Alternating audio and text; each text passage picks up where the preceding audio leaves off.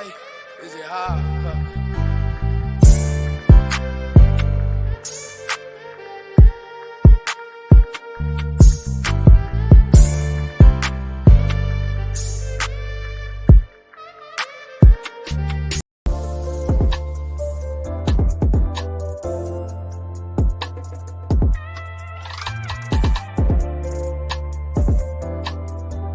What's your deal breaker? Her cheating or me being unhappy.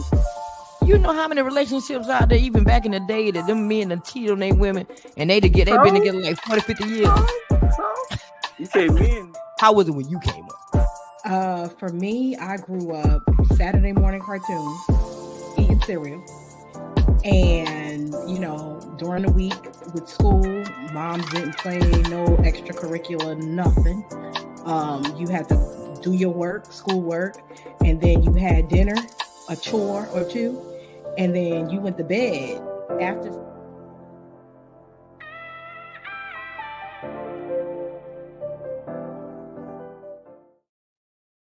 Welcome to another Twisted Tuesdays, y'all, where we have real conversation about real life situations. So today I'm excited because I've got Langley Shazor back on the platform. He is my biggest supporter. Anytime I ask him to do something, he's like, yeah, sure, I'll do it. So I'm excited about sitting down and have this conversation about the things that we used to do. Like, what happened to the cursive writing? What happened to sex education in school? What happened to prayer in school? So it's a lot of things that changed over the course of the years from when I was in school to now. So we're just going to sit down and have a conversation. So after it's a countdown, please welcome Langley back again to the Breaking the Silence platform.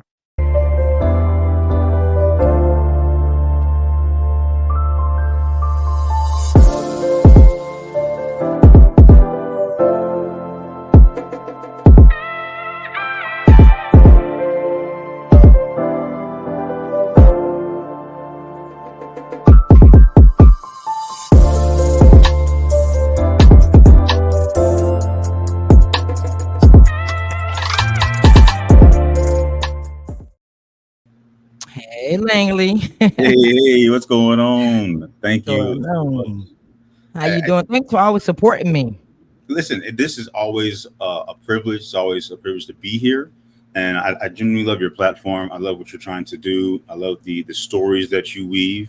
And shout out to your team. Like I was sitting here jamming. You got the previous episode. You got snippets. You got music. You got a countdown. Like I gotta step my game up. Look, Langley, I don't got no team. I'm a one-band show. Listen, but then I'm gonna need to pick your brain because I was sitting here like, oh my gosh, this is polished. Like, I feel like I need to get it together. Listen. I'm not going to lie. What you just saw, I literally just put that together. Wow, you're like minutes. You are definitely showing out. With the graphics and my partner and she and I have been talking about how do we try to incorporate some of the things that I've seen you, Toy, and others do on their platforms. And I don't want to copy anybody, but it does make a difference. And I'm seeing some of the things you guys are doing. So you're inspiring me, and you're also encouraging me and challenging me to get better at my crafts. I appreciate you. Hey, that's always a plus because I'm doing something right. 100%. So let's get into this conversation. Let's talk about what changed. Now, I don't know your age group, but I know a lot has changed since I've been in school. So what's changed for you? Well, quite a bit, actually. We were mentioning some of the things that I had to take in school. Cursive was a requirement when I was in elementary school.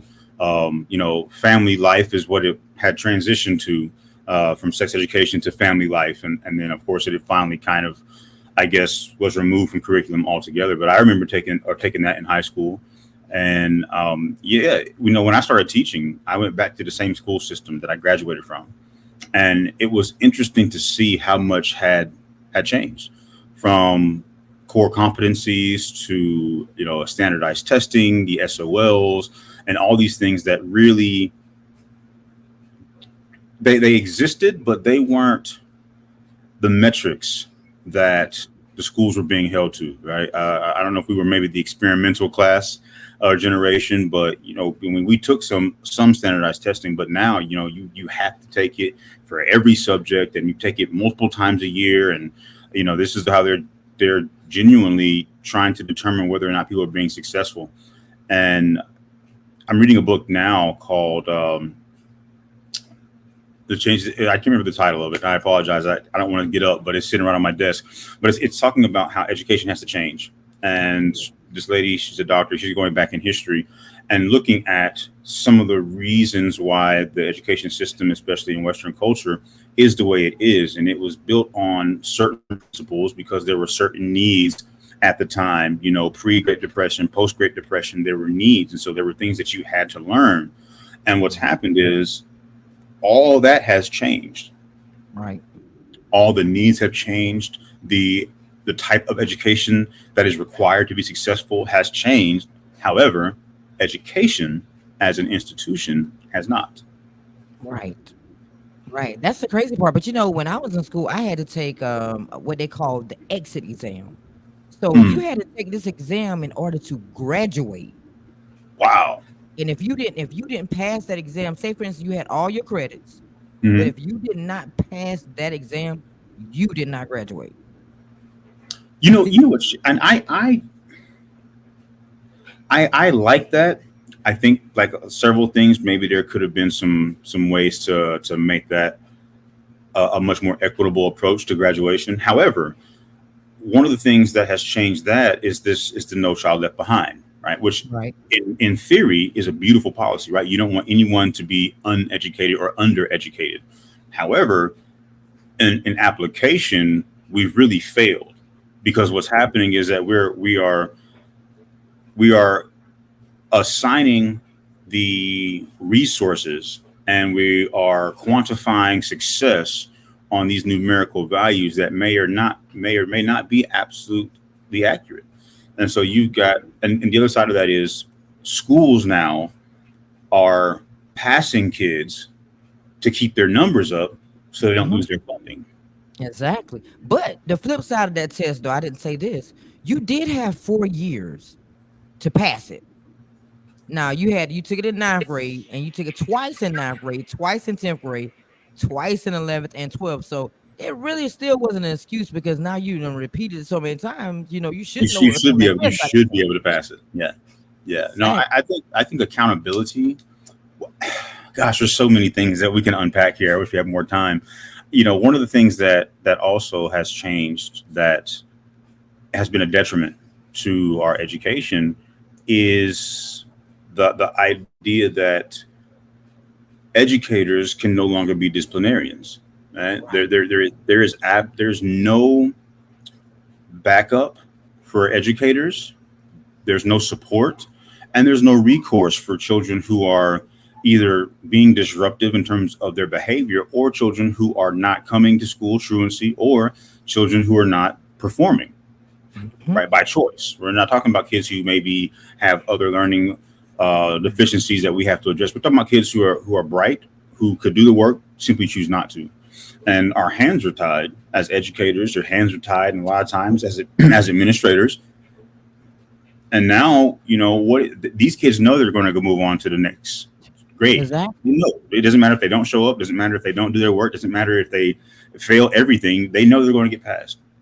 But see, back in the day, I got paddled.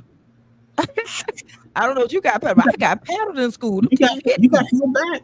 I remember when I graduated high school, we had a gentleman. He graduated the year before I did. I was a junior. He graduated. He had been held back twice. But he was 19, almost 20 before he graduated high school. Right? That's unheard of. I mean, your entire administration would get fired if you were to hold a kid back now. Okay. Right? But the thing about it, Langley, they're rushing through this stuff though. They have these lesson plans now that they have to complete by a certain time. See, then we actually had time to be hands-on with our work and learn it. But now you expecting these kids to learn this stuff in like a week, and then you moving on to the next thing. And moving on to the next thing. right? And then Not you have this that cumulative effect where it's like you said, you got a week here, a week here, a week here, a week here. 4 months goes by, and then it's like, oh, by the way, we got to test you on everything you've learned. exactly. They don't remember that stuff. No, not at all. Not at all. They're not. They're not.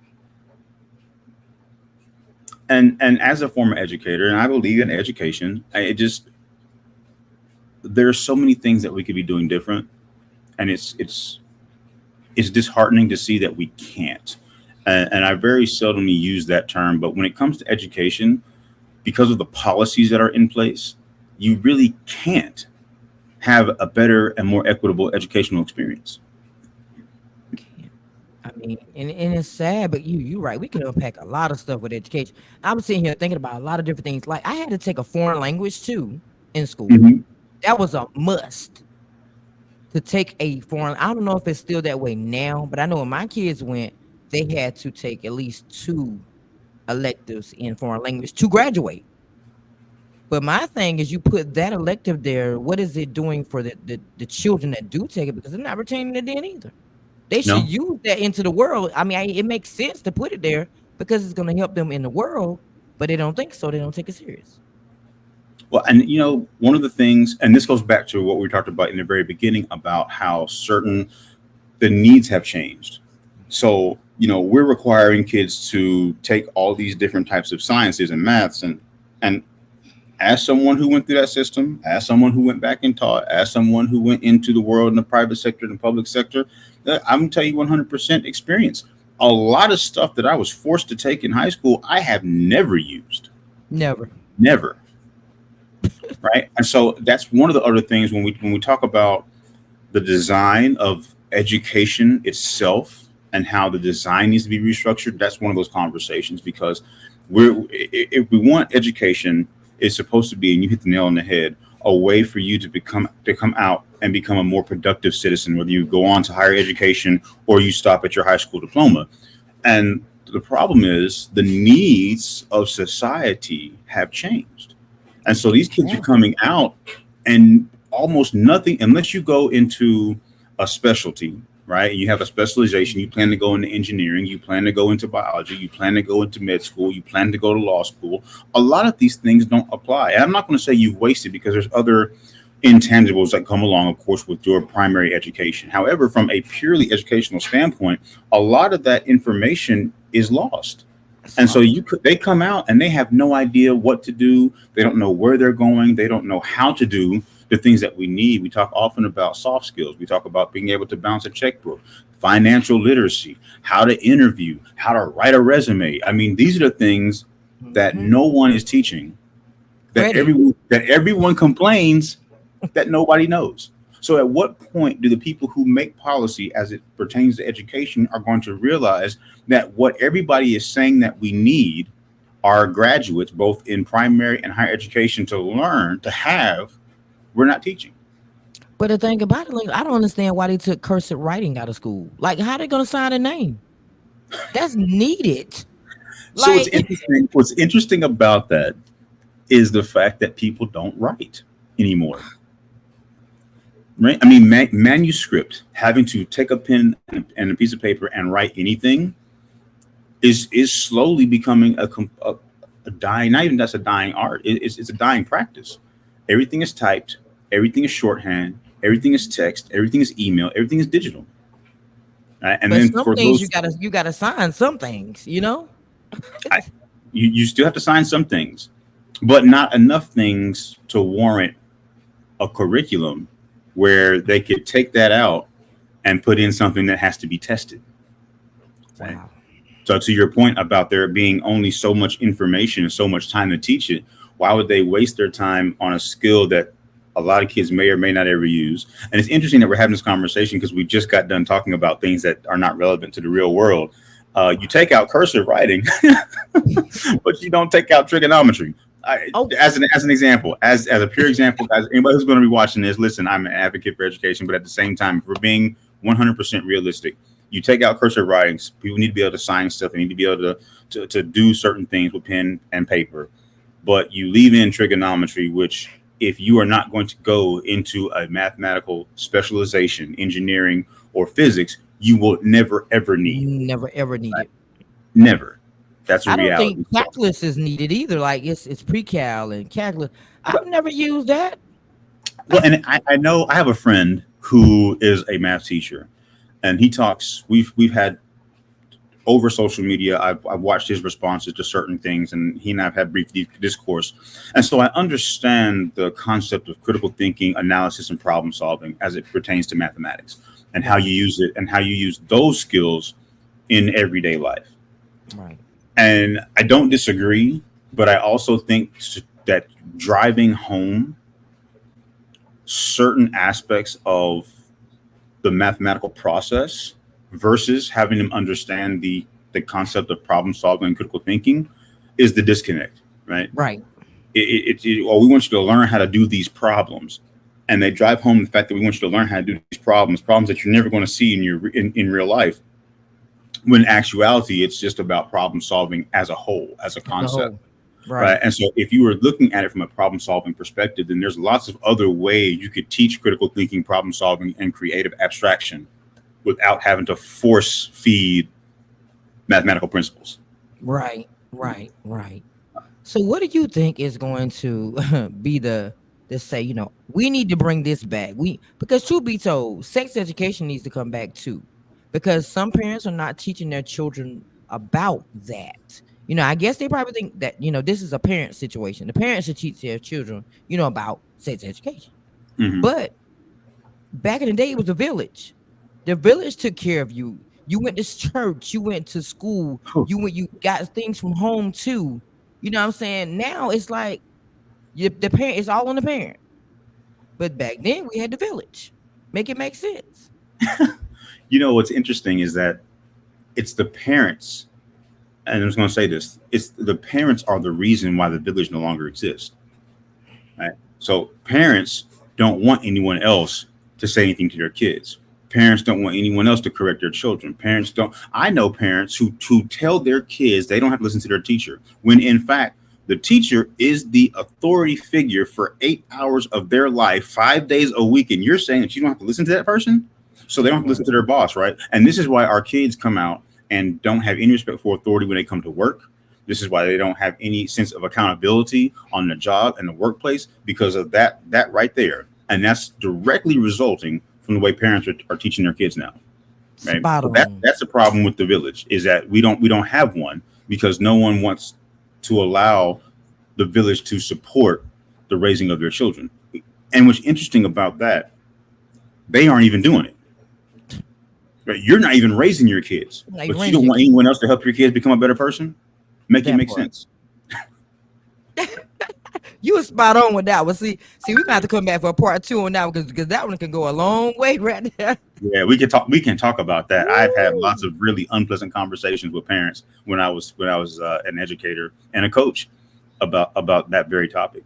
You can't tell them not to listen. You can't tell them not to behave. You can't tell them not to be courteous, and then come back to the school and be like, "How come my son's out of control?" I'm sorry, but we're trying to instill structure. You're telling them that they don't have to adhere to structure, and then you wonder why your household's chaotic. That part. It's you. It's you. I'm sorry. It's you. It is you. You know, and there's no other way around that. And a lot of parents, and it's sad to say, I'm 40 years old, and it's sad to say that it is my generation of parents that have severely dropped the ball when it comes to parenting. And I find it to be fascinating because I've asked the question because I fortunately had the opportunity to teach a lot of the kids of people I went to high school with and a lot of people I Mm. graduated with. And so I'm watching the child and we're having this discourse and I'm talking to the parent and I'm like, okay, I knew your parents growing up. I knew how you were raised. What what happened? Like what I get that the times have changed, but there are some fundamental Yes. parenting 101 things that don't It don't just don't go change. away. They don't change, right? I mean, those are standard practice, and that transcends race. It transcends socioeconomic status. It transcends culture. There are some things to parenting that you should just do, period. Do. If you don't know them, that's one thing. Okay, we can have that conversation. But to know you were raised in a good home, whether it was a single parent home or a two parent home, to know what kind of background you had, and then to see your child come up and be a complete heathen, like what is going on? And it's not all parents, but what I will say is that perhaps because of the bootstrap mentality that we grew up in, and I talk about this often in my books and on other platforms, we swung the pendulum too far to the other side, right? In an effort to compensate for how rough and how strict our parents were. We were like, oh, we're not going to be like that with our kids, but now they have absolutely no structure, None. right? None. And I think maybe that as what's transpires, that we wanted to be our kids' friends and never became parents. Exactly. Not me though. Not me. I we, had to be a mama. I tell my kids all the time, we can have all the fun you want. However, there are rules. and I'm fortunate. I am thankful when we talk about a village, my entire family, we all move the same way. You know, when they're with their aunt and uncle, my brother and sister, you know, the rules are exactly the same. When they are with my mom, their grandmother, the rules are the same. I'm also thankful that, you know, no one in my family usurps my authority. If the answer is no, the answer isn't no, go ask someone else. The answer is no. And they're going to back me up on that. And that's That's how something it's supposed to be. that's how it's supposed to be. And that's what we talk about. You know, you talk about the whole village concept and how our, you know, today's parents, you know, even the parents don't let family members who are good people, right? People who are doing the right thing, people who help them, raise them, support them. They don't even let them correct their children. Like what are these kids? Well, we see it. It's a rhetorical question now, but we know the answer. What are these kids going to do when they become adults? Well, we see it. Nothing. Nothing. Right? Nothing. They're a bunch of crybabies. They're soft. They don't want to. They don't want to be told no. They don't want to be told they can't do something. You know, and that's what we're experiencing.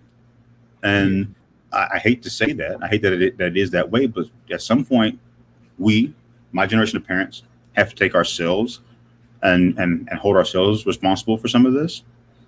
But Accountability. it's not to dwell on it. It's to say, okay, yeah, we created this, but we can also fix it. Fix it. Somebody got to fix it because it's only going to get worse over time. Right. Because then their kids going to have kids, and then their kids going to have kids, and it's just going to be the same old cycle. Yeah. And I talked recently about the closing of the generational gap. That's another problem. When you've got a 40-year-old grandmother, we got there's a little bit of something to be concerned with.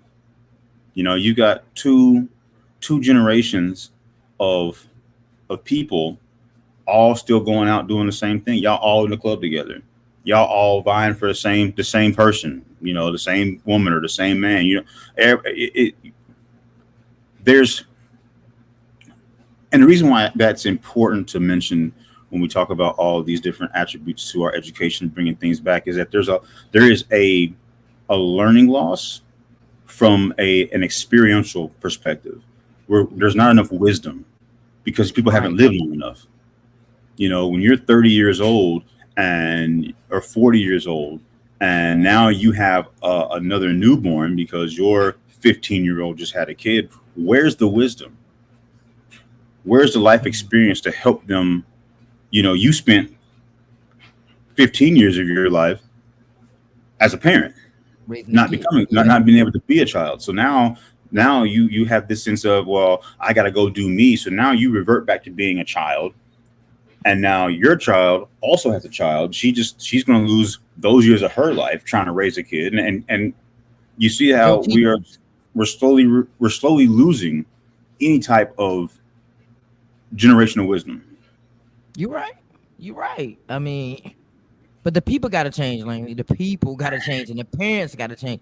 You know what? Let me tell you something. You're gonna have to come back. You're gonna have to come back for another conversation now, because you come up here speaking all this wisdom stuff. Yeah. You know how we do. Yes. You gotta say it. You gotta say it because we talk. You know, people talk about this behind closed doors. Educators talk about this behind closed doors. They talk about this in their conference rooms. They talk about this in their teacher meetings, right? and then you have parents and you have, other people in the community who are talking about this, but no one's like, let's lay it on the table. Let's get serious. Let's really lay it out here for everybody to see, everybody to talk about, everybody to understand. Now, again, for anybody listening to this later, if the shoe doesn't fit, that's fine.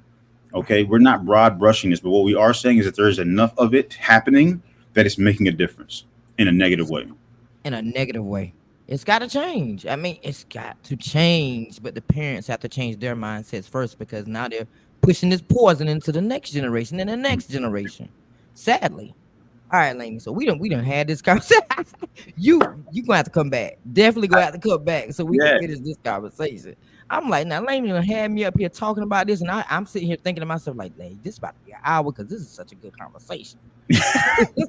We can go so many places with this conversation because so many things have changed. Like, yeah, and like I said, this book I'm reading is man, it outlines so many of the things that were well-to-do and well-intentioned, but we're not executed. We're not executed well at all.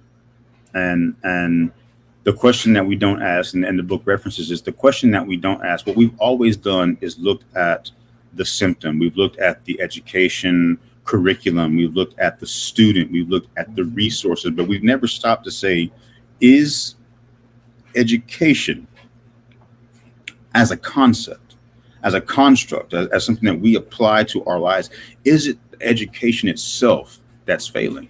And that is fundamentally where we have to start addressing it. We can add all these stipulations, we can add all of this testing, we can add all of this quantifiable information, and we can add all these metrics and rubrics to schools to adhere by, but the education system itself no longer serves the purpose that it needs to for the direction that the world is going in. It's not. And we just gotta make it make sense now, though. It's not. But this has been a great conversation. I always have a great conversation with you. Every time you come across it, we can sit down and we can chat about just about anything, literally. And I like being connected to people I can talk about anything to, or any point. It's always a pleasure. I know I ran off a little bit, but there's so many things that need to be talked about. You're passionate about it. I saw that. You was passionate about it. But you know what? Somebody needs this message, though. So that's why I'm glad that you went off on them. You went off on them. You said the things that need to be said, period. They take it or leave it. It's the truth. Yeah. Thank you again. I appreciate it. I appreciate the platform. I'm looking forward to part two. Like there's lots to unpack, and there's lots of different things that we need to be looking at, top down policy, all the way down to the actual curriculum and teacher interaction. It all needs to be looked at and addressed. And I don't have all the answers, but there's opportunity for us to learn from each other. Absolutely. Yes, we definitely doing a part two because they need to know it. I mean, they can disagree or agree, but it's the truth. Period. Mm-hmm. Things are not the same like they were when we were coming up, and some things need to change. Somebody needs to change it. It's just that simple. And it's got to be one of the conversations I was having earlier. I know we got to get off here, but it's you got to get the people have to get behind it. When you look at other successful countries and other places where real educational reform happens, everybody buys in. Everything too. Everybody buys in, right? The whole community, the whole city, the whole town, whatever. Everybody buys in and says, you know what? You're exactly right. We got to make some changes. We stand behind changes that make sense, that are going to move us in a positive direction, and everybody gets on board. But you're not gonna see, Langley. You're not gonna see that. It's gonna always be some negative Nancy. It's gonna always be one person out that crowd that's gonna stop everything from moving. Well, you know what? And what's sad is that that's typically a person who's already had their time. They got their education. They went through the system. They got their degree. They had their career, and they just don't want to relinquish control. Exactly. That's a whole other conversation. See, let me get you off here. Oh my gosh. You yeah. We coming back for part two definitely because you got a lot to say, boy. Yeah, always, man. Always is. Gosh, it's always great. Thank you so much. You're welcome. Thank you. Thank y'all for tuning into another Twisted Tuesdays. Man, that was a great conversation. We see Langley every time we get together, we always be talking about some real stuff. So, y'all, we're gonna have to have a part two to that so we can keep you engaged in it because he has a lot of things about education to say. Education has definitely changed over the years. They're teaching us things now, these kids now, that they don't even need. What about life skills? Like, it's a lot these kids do not know when they go into this world. A lot. And it does fall back on the parent. The parent should teach their children certain things like credit, certain things like balance of the checkbook. You probably don't even know how to do that no more.